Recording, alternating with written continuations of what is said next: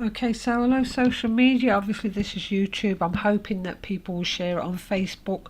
The reason being is because I left Facebook rather abruptly, and so I think it's probably a good idea to share with people why I've left and just try and show people how they've been manipulated by all what's going on, including the protests. Which is why I couldn't stick around to argue with people about it. I've been using Facebook to create active campaigns over the years. The last one I was involved with is the coronavirus campaign, which I've left in the capable hands now of Dave Dewhurst and Tina Dyer for the coronavirus Facts Not Fear leaflet campaign, which is ongoing. We got to 100,000 leaflets before I removed myself from the campaign, so that's still ongoing. Well done, and thanks so much for everyone still involved with that. And I do get emails from people on the website saying things like they've got leaflets in the car park in Sainsbury's, or they got them through the door or whatever. So I've had quite a good feedback from people, and the leaflets are still available on my website on Illogical Uncensored if anyone still wants to download them themselves. So the campaign is still ongoing. Like I say, you can find it on Facebook, Coronavirus Facts Not Fear. During my last campaign, which was a 5G leaflet campaign, it was during this that my research started to uncover the facts about someone who put themselves in a position of leadership, namely Mark Steele, and I found out that he was actually controlled opposition, that he's been paid by the UN, EU, he's linked to Horizon 2020, he's also linked to the council. So I put that information out there, made it into an article form. It's also in video form, so anyone can find the information. So because I knew it was an exercise, and I realised that they would have to control every aspect of it, including worldwide protests, then I also saw that he was also, as a known employee of these people, was mixing with all the same people who were creating the protests and new campaigns, etc., that were starting up. So I knew something was wrong and decided to go and check out the evidence. And to be honest, I can do without the repeat of what just happened over the years when I uncovered all the true facts about Mark Steele. It's only a fool would stick around for more of the same, and once they know that you're onto them, they're relentless.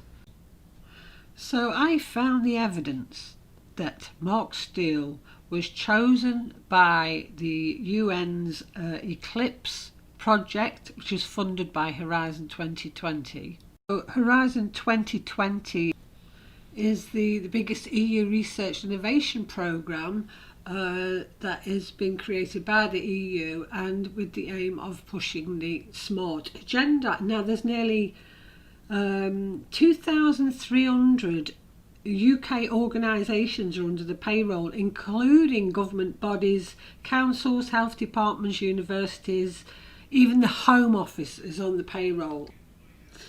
Also the Met Office, Tavistock, most of the councils. So it's not beyond the limits of possibility, is it, to create events that look, for all intents and purposes, as real. So there's proof that Mark Steele was chosen by these people to be a researcher. One of the research subjects was 5G and lampposts. Now, bearing in mind that this Eclipse project said they could use council town hall meetings, 1 week after he was chosen was his first appearance at a council town hall meeting. I mean, how much more obvious does it get, people? There's proof that he was paid to be a researcher for this specifically by the EU. He was chosen, okay? He was chosen as a researcher, and he's got a job to do, which he gets paid for. Let it sink in.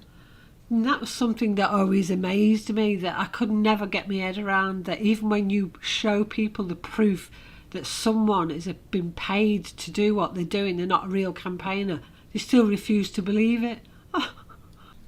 There was no testing or 5G anywhere at that point in time when he was at that town hall meeting, because the spectrum for European UK spectrum was agreed upon in March, 4 months later.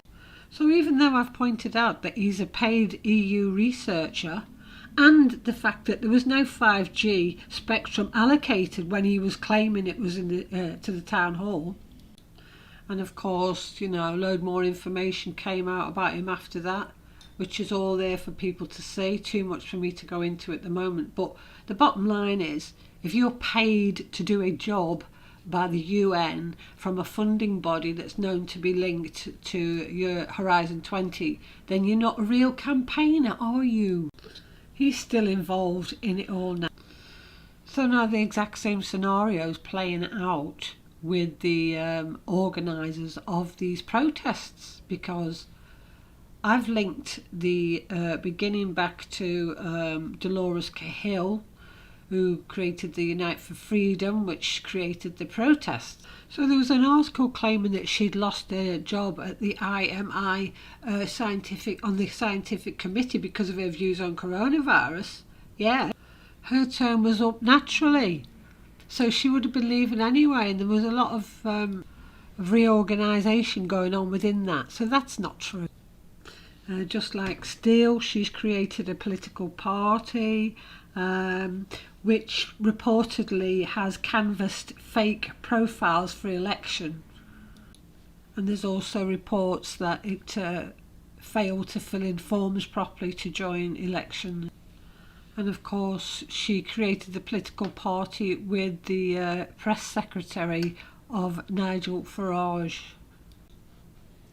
She claims to be against the mainstream story about coronavirus, but at the same time, she's advertising her connection to the EU's Horizon 2020 Society's Challenges 1 in Health programme, apparently given an extra budget of £222 million to do research on the coronavirus pandemic and help to get a vaccine.